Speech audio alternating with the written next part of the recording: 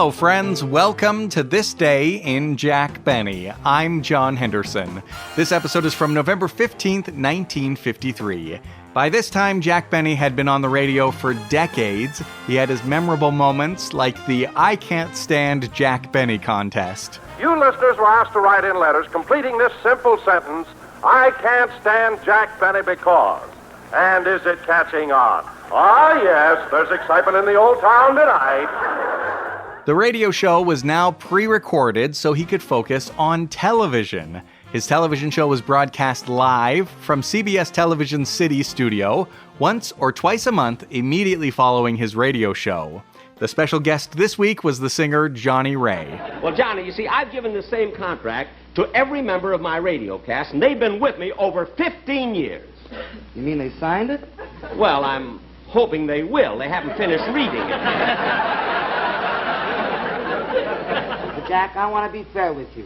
I'll tell you what I'll do. I'll sing a couple of tunes, and you be the judge of what they're worth. Oh, all right, go ahead. If your sweetheart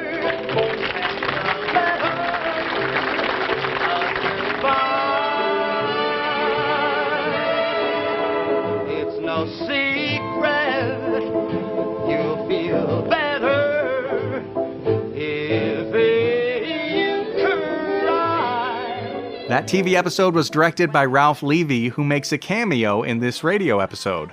In the episode, they mention Frank Remley, Jack's heavy-drinking guitar player. Here is Frankie Remley. You've always heard me talk about Frankie Remley and his guitar, because most of the time it's filled with draft beer. Right. They mention the song Baby It's Cold Outside. I really can't stay. Baby, it's cold outside. I've got to go away. But baby, it's cold outside. This evening has been hoping that so you'd drop in. Very nice. I'll hold your hands, they're just like My ice. sister will start to worry. Ambassador Flight 93 for Los Angeles. Now boarding at Concourse Gate number 8. All aboard Flight 93, please. TWA was an airline at the time, Trans World Airlines. When the trim, smiling hostess appears in the doorway, you know everything is shipshape on board. It's a wonderful feeling you get as you board your plane. No matter who you are, something happens to you inside. And they mentioned the expensive 1954 Cadillac. How would you like to win a brand new Cadillac just like mine?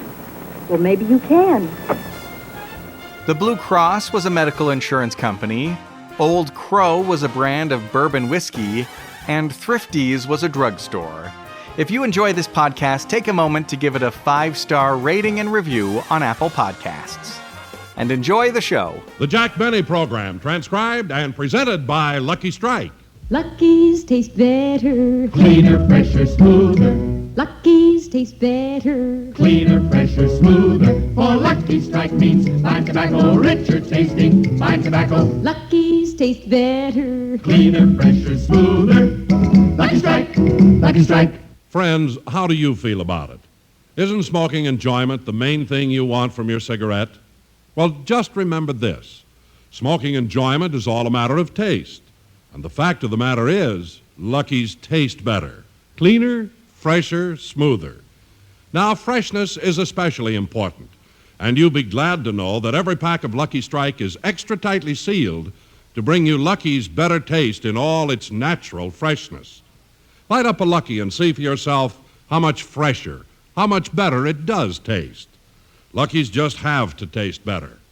In the first place, they're made with fine tobacco. Fine, naturally mild, good-tasting tobacco. Lucky Strike means fine tobacco. Secondly, Lucky's are made better. Made round and firm and fully packed to draw freely and smoke evenly. All this means better taste. Yes, smoking enjoyment is all a matter of taste. And the fact of the matter is, Lucky's taste better. So be happy, go Lucky. Get better taste and get it fresh with Lucky Strike. Lucky's taste better. Cleaner, fresher, smoother. Lucky Strike, Lucky Strike.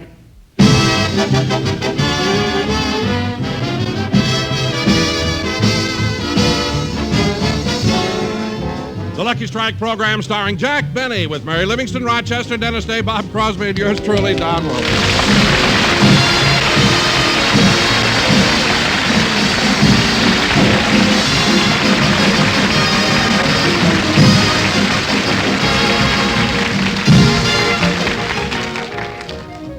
Ladies and gentlemen, tonight Jack Benny will do another of his TV programs over the CBS network. However, let's turn back the clock to early morning and go out to Jack's home in Beverly Hills.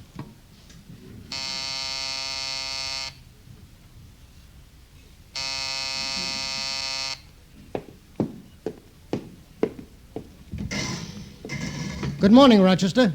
Oh, good morning, milkman. Easy with those bottles. Mr. Benny is still asleep. Okay, here's your order. The milk, cream, butter, and eggs. Thanks. By the way, when you came up the walk, did you see any sign of our parrot? No. Why? Every year when it gets close to Thanksgiving, she gets scared and hides from us. No, I didn't see her. Well, I gotta be going. Goodbye. See you tomorrow. Oh, say, Rochester. Yeah? Doesn't Mr. Benny do another of his television shows tonight? Uh-huh. That's why I'm letting him sleep so late. You know, doing radio and television is quite a strain, even for a man of 39. Who are you trying to kid? You've been saying Mr. Benny is 39 for years. I know, and I'll keep right on saying until I get a better offer from some other comedian. I see what you mean. Well, goodbye. Goodbye. Well, I better put this stuff in the refrigerator.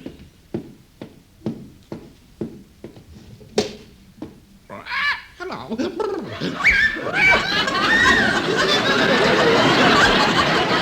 Polly! So that's where you've been hiding. Gosh, look at her shiver. Polly, how do you feel? Oh, baby, it's cold outside. Oh,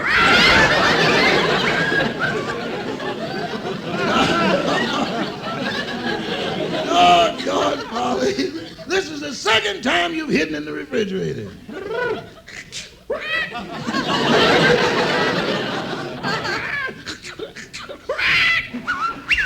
Here, let me take you out of there. I better give you something to keep you from catching cold. Let's see, what's good for that? Maybe some cognac or hot milk. Yeah, I'll give you some hot milk. Cognac. Okay, Polly, I'll give you a little.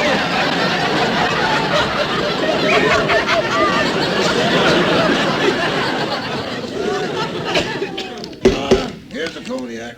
I'll pour a little into your dish. Good morning, Rochester. Good morning, Mr. Benny. I'll have your breakfast in just a minute. Oh, that's fine. I'm really hungry. It won't take long. I let you sleep a little later because you're doing your TV show tonight. You know, I'm glad you did, Rochester, because I had the same dream again. The one where you were locked in the California bank? Yeah. And I counted all the money. The 5s, 10s, 20s, 50s, 100s, and $1,000 bills. And finally, the total was $7,349,560. Boy, what a relief. Why? The night before, I was $2 short.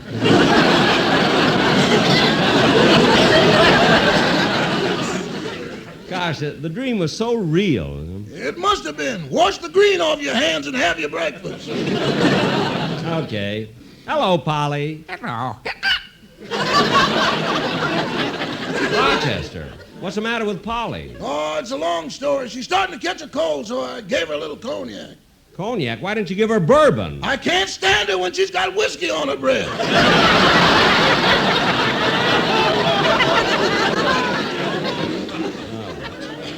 Well, take good care of her while I'm at the studio. You know, I won't want anything to happen. I'll get it. Coming. Oh, hello, Dennis. Hello. How you feeling, kid? Fine. What's new? Nothing. Oh, what'd you come over here for? To say goodbye. I'm running away from home. Not again. Always runs away from home. Dennis, does your mother know you're running away from home? It was her idea. Oh, for heaven's sake. Another fight with your mother, huh? Uh-huh. What happened this time? Well, we were all sitting around the dinner table laughing and having a good time, and then suddenly she lost her temper when I mentioned August 14th, 1924. Well, what happened that day? That's when I was born. Oh, and as soon as you mentioned your birthday, she hit you, huh? Yeah, but she hit my father first.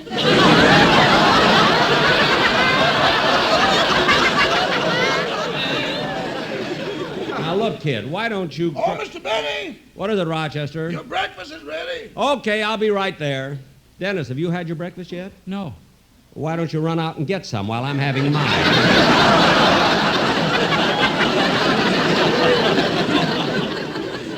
It won't take long. Mr. Benny, when I heard Mr. Day come in, I prepared breakfast for him, too. Oh. Well, Dennis, how about joining me? Oh, no, thanks. I'm not hungry. But, Dennis, you told me you haven't had your breakfast. I know. Then how come you're not hungry? I just had lunch. Look, Dennis, if you weren't going to run away and you were going to be on the program next Sunday, you'd sing a song, wouldn't you? Yes, sir. Well, let's hear it now. Always running away.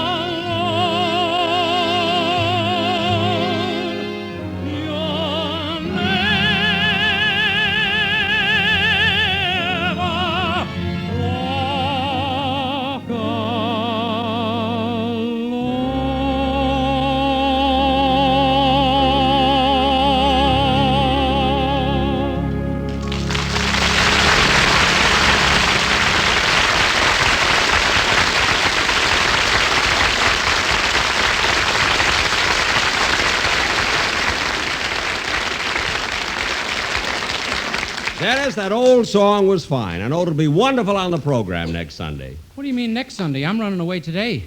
I know, but while you were singing it, I recorded it. Gee, for an old man, you don't miss a trick, do you? Look, Dennis, will you please leave me alone? I don't want to be aggravated because I'm supposed to do my television show today. Oh, your TV show? Who's going to be your guest star? Johnnie Ray. When your sweetheart sends a letter of goodbye. Now cut that out. It's no secret. Dennis, stop. Gee, you're jumpy. You think it was you who was running away from home. Dennis, why don't you stop? Mr. Benny, Polly's still sneezing. Shall I call the drugstore and have them send over some medicine? The drugstore? Well, call up a veterinarian and have him come right over. But, boss, that vet charges a lot of money for home visits. So what? You know where to send the bill. What are you laughing at? If the Blue Cross ever finds out that Polly Benny isn't your daughter, you're in trouble.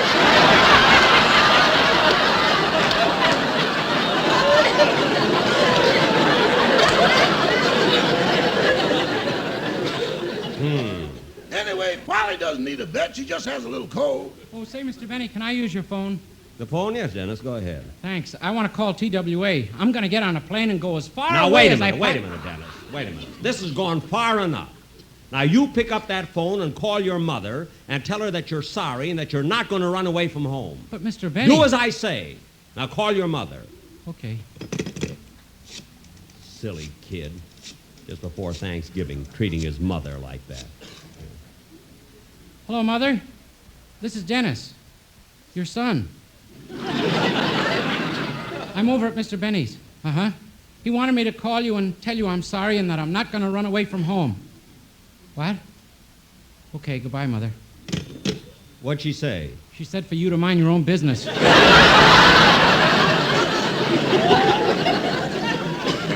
I don't care what she said. You're still not going to run away from home. And take that... I'll get it, Mr. Benny. Okay. Oh, hello, Mr. Wilson. Hello, Rochester. Mr. Benny up yet? Up and assembled. He's in the den. Oh, thanks. Well, hi, Jack. Hello, Dennis. Oh, hello, Don. Hello, Don. I thought I'd see you at the studio. I know, but I came over here first. I want to see you about a rather personal matter. What is it? Well, can I talk to you privately? It's a little confidential. Oh, don't mind me. Tomorrow I'll be in Pakistan. Dennis, keep quiet. Now, what is this personal matter, Don? Well, I've broached this subject to you before. It's just this. I don't like all the jokes you make about my size. But, Don... Oh, it wasn't so bad on radio because there the listeners couldn't see me. You could even do the same jokes about a skinny person. Well, then what's your complaint? Now you're doing them on television, and with me standing there, people can see I'm a big tub of blubber.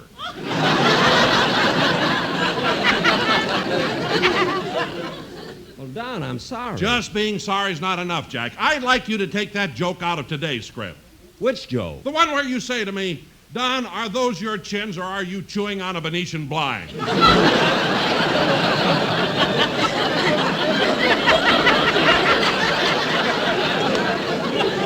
Don, it's a wonderful joke and I made it up. I don't care. I want it out. Well...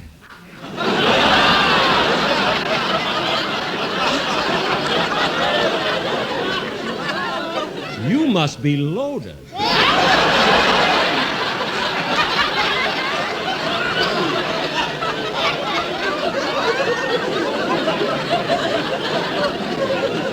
Brother, you're rich when you can talk to me like that. Okay, Don, I didn't know you were... Excuse me, Don. Hello? Hello, Jack. This is Bob Crosby. Oh, Bob. Bob, what is it? Well, Jack, I'm kind of worried. You see, Frank Remley has disappeared. No. Yeah. He's been gone for a couple of weeks now, and I'm getting more and more upset. Did you report his disappearance to the police? I went there last night. Well, did you give the police a good description of Frankie? Well, I didn't have to. They got his picture, fingerprints, and baby shoes. Baby shoes? Didn't Remley have them bronze? Yes, and he used them for brass knuckles. No kidding. But, Jack, this could be serious. You're right. Maybe Frankie has amnesia and has forgotten who he is. Well, I'm not worried about that. You see, he carries an identification tag with his name, address, and also his blood type. Oh, I didn't... What is Frankie's blood type? Old Crow.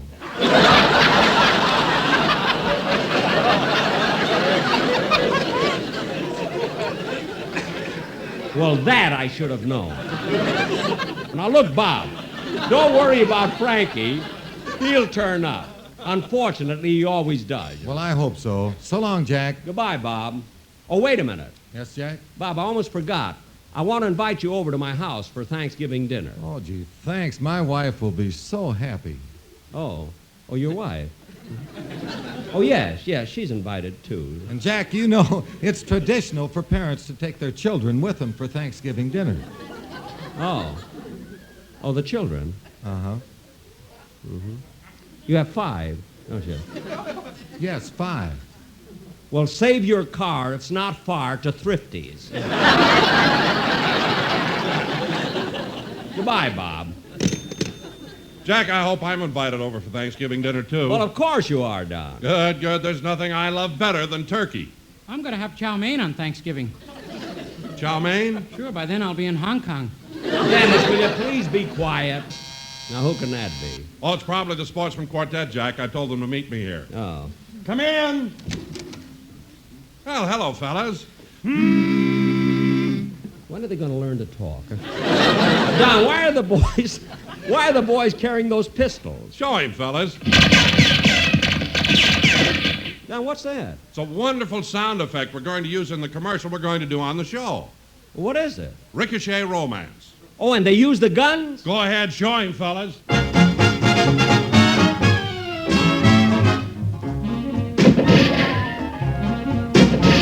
They warned me when you kissed me, your love would ricochet. Your lips would find another, and your heart would go astray. I thought that I could hold you with all my manly charms, but then one day you ricocheted to someone else's arms. And baby, I don't want a ricochet romance, I don't want a ricochet love. If you're careless with your kisses, find another turtle dove. I can't live on ricochet romance, no, no, not me. If you're gonna ricochet, baby, I'm gonna set you free. I knew the day I met you, you had a roving eye. I thought that I could hold you, what a fool I was to try. You promised you'd be faithful, and you would never stray. Then like a rifled bullet, you began to ricochet. But baby, I don't want a ricochet romance, I don't want a ricochet love. You and me are through forever, find another turtle dove. Thanks for all those gifts you gave me, those lucky strikes. Let's forget and light up a lucky, that's the one I like. I'll be happy puffing a lucky, I can count on luckies I know. Always with me when I travel, fully packed and ready to glow. Always cleaner, fresher and smoother, the best smoke yet. Let's be happy, happy-go-lucky, what a cigarette. Let's be happy, happy-go-lucky, let's light a lucky strike.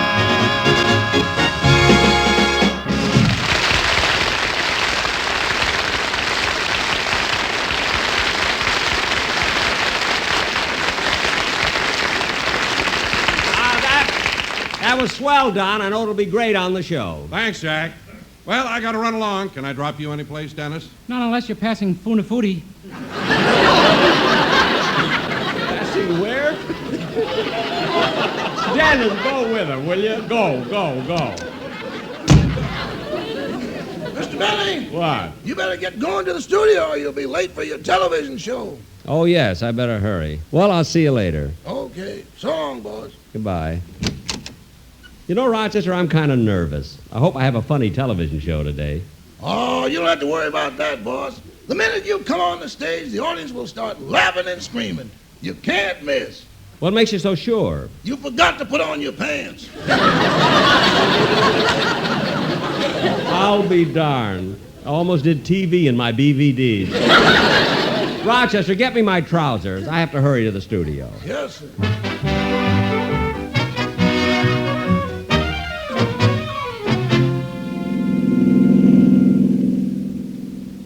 Gee, these new cars are sensational.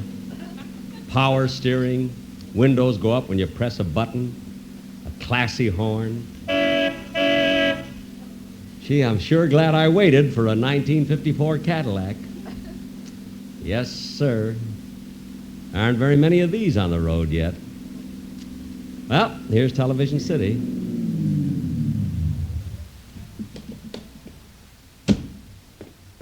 Thanks for the lift, mister.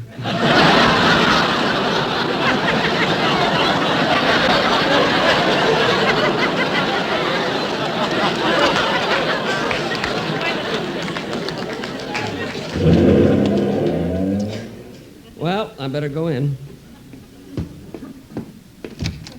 Good afternoon, Mr. Benny. Well, Mac, what are you doing here? You used to be the doorman over at the radio studio. Yep, but they transferred me here to Television City. Oh, yeah. Say, Mac, is the makeup man in? Yes, sir. And your guest star, Johnnie Ray, is here, too. Good. See you later. Oh, say, Mr. Benny. Yes, Mac? Mr. Benny, how long ago was it that you held the I Can't Stand Jack Benny contest? Well, we finished that 8 years ago. Well, you ought to make an announcement on your program. We keep getting about 500 letters a week.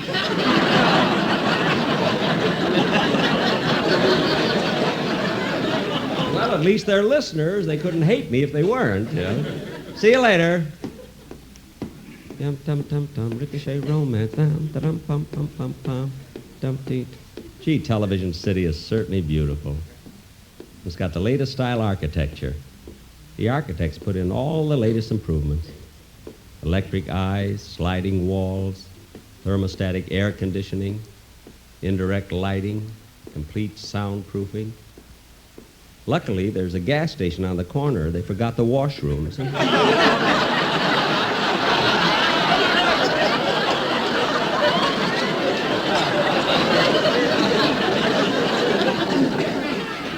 Dum dum, to ricochet romance. Dum dum dum dum dum.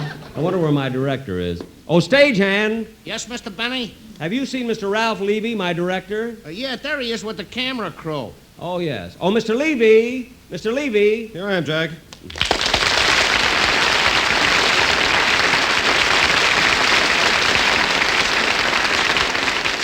Mr. Levy, I understand you have some things you wanted to discuss with me before I go on. Oh, yes, Jack. It's just a minor thing. But whenever you start a television show and you're out on the stage by yourself, I notice you always keep putting your hands in your hip pocket. This can be very distracting. Well, I'm sorry, Ralph. It's a habit. Jack, you're out there alone. Your money's safe.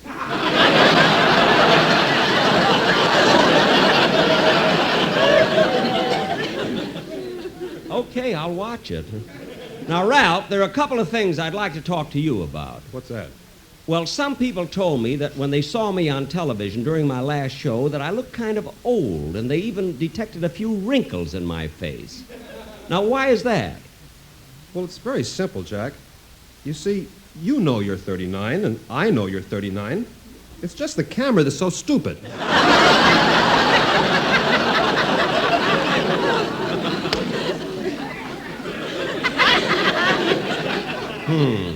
Excuse me, you say, Mr. Levy, should I get the scenery set? Yeah, Joe, and Harry, move those lights a little closer. Dick Fisher, tell the cameraman to stand by. Oh, say, Ralph, wait a minute. We're not doing a murder mystery on the show tonight, are we? Of course not. Then why is that body lying there? I don't know. It's been there since we did our last TV show. Oh, excuse me.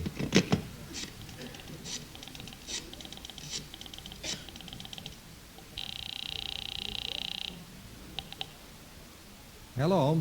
Hello, Bob. I found him.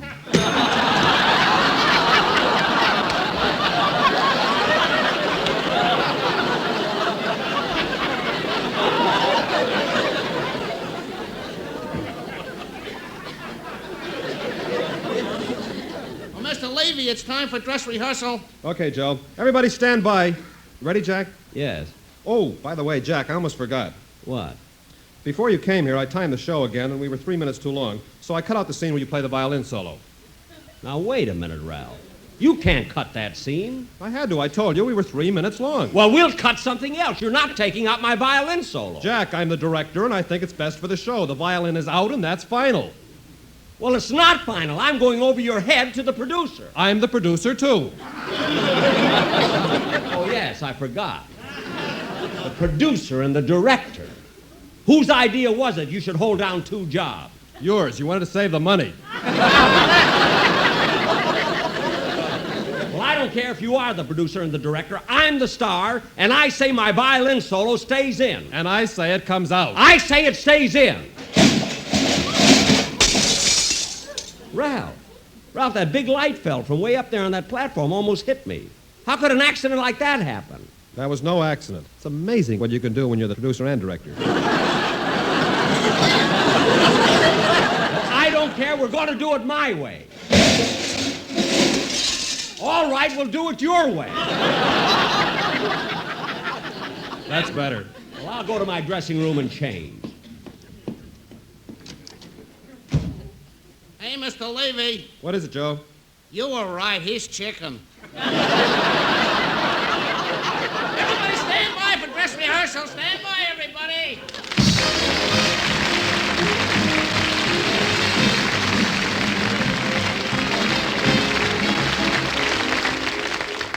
I will be back in a minute to tell you about my show, which goes on immediately after this program on the CBS television network with my guest star, Johnnie Ray. But first, a word to cigarette smokers.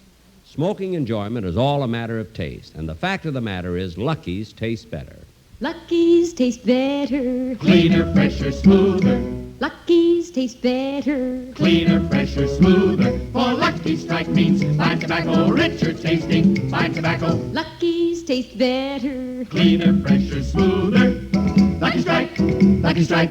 Friends, let's take a good close look at the subject of why you smoke cigarettes. Think it over a minute, and you'll agree that the main reason, and probably the only reason you smoke, is simply that you enjoy it. You like the taste of a cigarette. Sure, smoking enjoyment is all a matter of taste. And the fact of the matter is, Lucky's taste better. Lucky's taste better, cleaner, fresher, smoother, for two very important reasons. One is, LSMFT, Lucky Strike means fine tobacco. The tobacco in Lucky's is fine, naturally mild, good tasting. Another reason for this better taste is that Lucky's are actually made better. Made round and firm and fully packed to draw freely and smoke evenly. Fine tobacco in a better-made cigarette gives you better taste every single time. So if you go along with me that smoking enjoyment is all a matter of taste, then be happy, go Lucky, because the fact of the matter is, Lucky's taste better. Get a carton of Lucky Strike and see for yourself. Be happy, go lucky, get better taste today. Ladies and gentlemen, as I mentioned before, tonight I'm doing my TV show on the CBS network, and my guest star will be Johnnie Ray. And we're going to... Oh, excuse me. Hello? Oh, Johnny, are you at Television City? You aren't? Well, where are you? On the corner of... What are you doing there? Oh, you're waiting for a 1954 Cadillac, too. Well, get here as soon as you can. Goodbye, Johnny. Good night, folks. See you in 30 seconds.